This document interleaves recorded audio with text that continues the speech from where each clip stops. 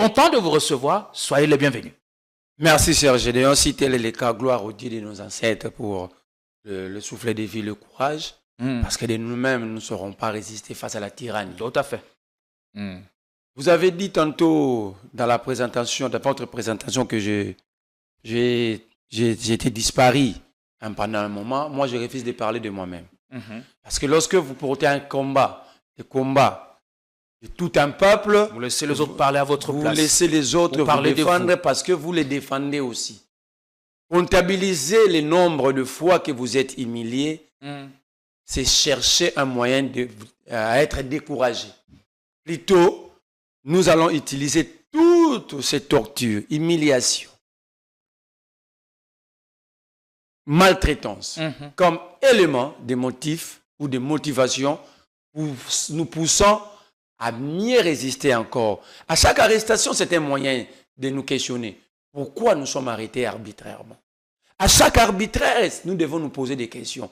Et j'ai toujours dit aux Congolais, c'est que les risques disent toujours, la mémoire collective d'un peuple est l'âme d'une nation. Un leader ne parle pas de lui-même. Un leader, c'est celui qui donne sa vie pour les autres. Donc parler de moi-même, ça serait indécent, incorrect.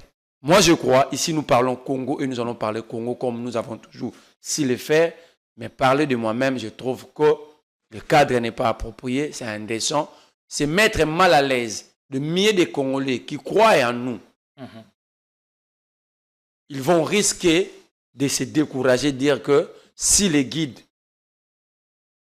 ceux qui guident à l'ennemi torture, à l'ennemi maltraitance, ça veut dire que nous les autres, on n'a plus de repères, c'est fini, c'était notre dernier rempart. Donc parler de moi-même, c'est inutile. Plutôt, ce qui nous arrive doit interpeller tous les citoyens dans le cadre de notre mémoire collective pour enfin militer pour notre dignité. J'ai dit, la mort c'est un destin. La mort c'est un destin. Mais la dignité, le respect, la liberté, c'est une option. C'est à nous de choisir. Est-ce que nous faisons le choix de rester esclaves, d'accepter l'arbitraire, ou nous levons ensemble l'option de défendre notre dignité, respect et liberté? En tout cas, toute notre compassion à vous, Marley, vous, pour tout ce que vous avez traversé ces derniers mois. Et on est là, encore content de vous revoir. Et nous avons bon espoir que nos internautes, auditeurs et téléspectateurs auront à passer du bon temps de télé sur votre chaîne Politicon, car nous estimons ici que vous méritez mieux. Et c'est pourquoi qu'on a fait venir Marley Vouvou. Alors, dans ce contexte pour le moins tumultueux, dans ce contexte où certains laissent leur vie, oui, bien que vous avez dit la mort est un destin, mais la dignité est une option. Qu'est-ce qui vous exhorte? Qu'est-ce qui vous réconforte tant? Ou qu'est-ce qui vous permet aujourd'hui de garder votre détermination intacte et inaltérable? La motivation est simple. Rester silencieux devant une situation d'arbitraire ou d'injustice, ce n'est pas être victime, mais être complice. Alors, aucun homme sensé, aucune personne sensée peut être complice de son propre malheur. Au moins que vous soyez des hommes ou des femmes à moitié. Deuxième élément de motivation, c'est ce qu'a dit Albert Einstein. Moi, je refuse d'être auteur de la destruction. Le monde ne sera pas détruit par ceux qui commettent le mal, mais par nous, Gédéon, qui regardions et restons silencieux, laissez ces gens-là détruire. Ah, c'est interpellatif. Donc, moi je refuse, je ne serai pas complice. Je serai Même pas... si, de temps en temps, dans cette société, vous êtes tenté d'aller dans un sens comme dans un autre. La tentation est si forte, surtout dans l'arène politique. Comment faites-vous pour... moi, j'ai toujours dit aux jeunes... apporter ce combat dans un espace où le combat de la vérité semble céder au combat de l'opportunisme. Alors politique. Que si nous voulons avoir une société propre, saine, nous devons bâtir nous devons faire du combat de la vérité notre combat perpétuel. Deuxième élément, c'est que nous sommes une génération. À chaque génération, une histoire. La génération d'après 1960, la génération de 65, avait montré ses limites. Ça, c'est la génération 70, 80. Les Bemba, les Tshisekedi, ils ont encore montré leurs limites en emboîtant les pas de leur père. Les Tshisekedi, les Kengo, tous ces vieux-là. Alors, est-ce que devrions-nous aussi emboîter, prendre la même direction? Pendant que tous, nous avons étudié, nous voyons que cette direction est la plus mauvaise pour notre pays. Est-ce que devrions-nous suivre la même direction? Moi, j'ai dit non. Pour y arriver, il nous faut des leaders éclairés pour éclairer à leur tour la société. Mais comment il y a besoin de ce visage, de ces personnes. Comment relever les défis? Hors du commun.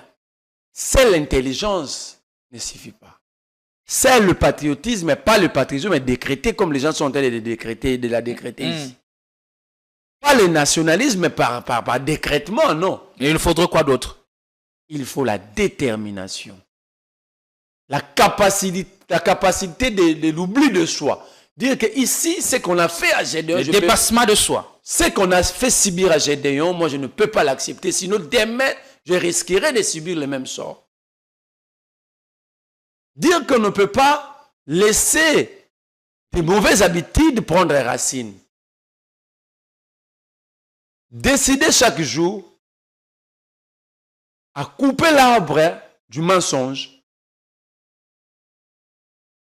des pillages, de corruption, de détournement. Vous allez remarquer une seule chose. Parmi plusieurs jeunes, entre les jeunes et ces vieux. Ces vieux ont corrompu la jeunesse. La majorité des jeunes qui font partie de ces partis politiques n'ont plus d'âme. Leur cerveau, excusez-moi, ça peut être dire, mais nous devons dire, leurs cerveaux ne sont plus à leur place. Vous allez trouver, prenez tous ces jeunes-là, hors caméra, ils vous disent que regarde la politique de ce vieux. Parce que la majorité n'a 60, 70 ans. Ils préparent leurs enfants. Leurs enfants. Au moins, la société est partie à battre. Vous allez voir des vieux qui ont 50 ans aujourd'hui défendre les fils Bat. Mais hier, ces mêmes personnes ont défendu Bat et le père. Ils sont là comme des bourrettes, comme des pratos, donc des matériaux de construction. Donc rien, aucune différence avec ce qui se passe dans nos églises. Comme Karl Marx en son temps alertait déjà, la religion est l'opium du peuple. Je vais arriver sur le rôle de l'Église.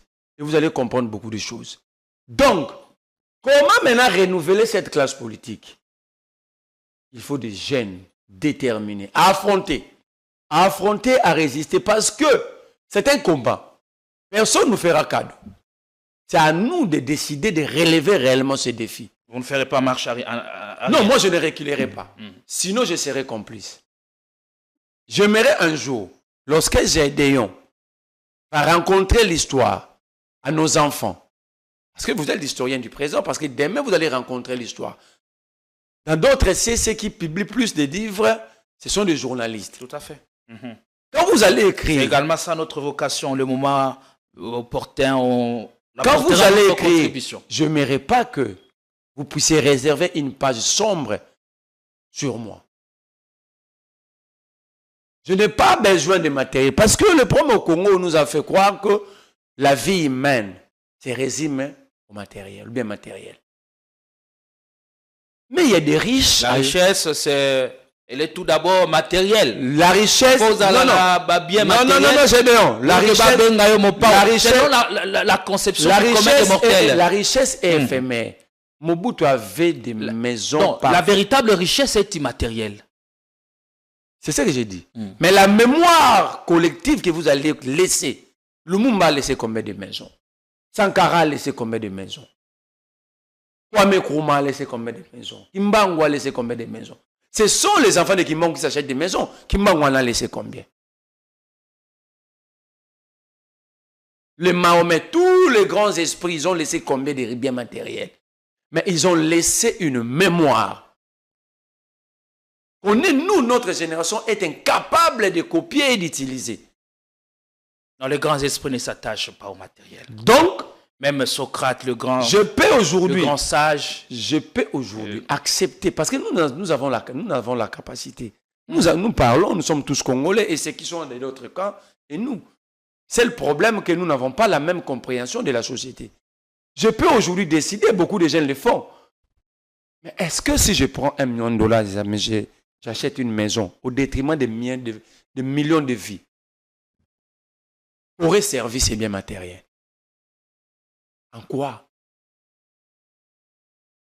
Mais est-ce que mes enfants la politique est-elle devenue un espace où les gens viennent pour s'enrichir? Pas pour servir. L'idéal n'est plus au rendez-vous. Parce que l'idéal, c'est servir. Quand vous voulez être riche, allez dans des métiers qui font des gens riches, qui créent de riches. Allez dans la pêche, allez dans l'agriculture, allez dans des métiers libéraux. Mais quand vous êtes dans la politique, sachez-le, vous aurez le minimum de vie. Parce qu'en réalité, c'est ici les agents de l'État sont des millionnaires. Or, en réalité, l'État ne paye pas ses agents pour qu'ils soient millionnaires riches. Mais l'État met à l'abri des besoins de ses agents. Je vous prends un cas. Quand on appelle salaire à Basoda, tu as un solde. Oui, pourquoi bien un solde? Parce que Soda Roko m'a richité. Tout ce que ça a besoin de la vie, l'État est en charge. À Foutaranda, côté, maïté, couranté, banane, batang, au fêlé, soit médicaux gratuitement, alia, au fêlé, messe des officiers, cuisine. Comme ça, donc, on a un minza, na quand il y a makusa, na messe des officiers. Il vit bien, les conditions sont réunies, mais au moins, à la fin du mois, jamais au bout, on peut savoir sous ma poisson, batebele, bazarocha provision na minza aux zones. Na ba karation so na ba kamunganga ba malou ganja singa ba no so ba provision na fin du mois pas basa ba soda. Quand Mobutu donnait un carton donc 3 rames de poisson na soda, mais soda dans la congélateur à malongate, les femmes militaires vendaient tout ça dans la cité. Vous comprenez? Donc l'argent des parce qu'on en avait en grande quantité. L'argent, le solde des militaires, c'est pour le mettre à l'abri simplement des petits besoins. Alors on a pour ça cigarette, alors on a pour ça la maille, mais où ils en ont mais ici maintenant nous parlons de la sécurité, mais on vous dit quelle ferme c'est pour un général. Bon, quand est-ce que ce général va penser aux techniques de guerre, à sécuriser la République, pendant qu'il s'occupe de ces ports, de ces bases? Les militaires ont quitté leur mission régalienne pour les affaires.